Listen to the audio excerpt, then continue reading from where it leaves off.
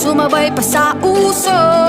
Ako'y magiging ako na aking ginusto.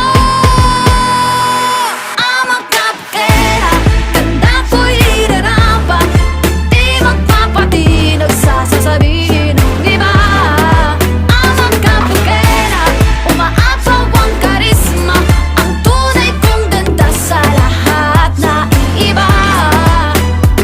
Sa tuwing ako'y napagparaan, narinig ang bulungan na ako'y di kagandahan, ngunit ako'y lang pakialam. Di ko na kailangan na magpaganda, dating ko palang panalo na. Di ko need ang payo ng iba para ibandera aking ganda.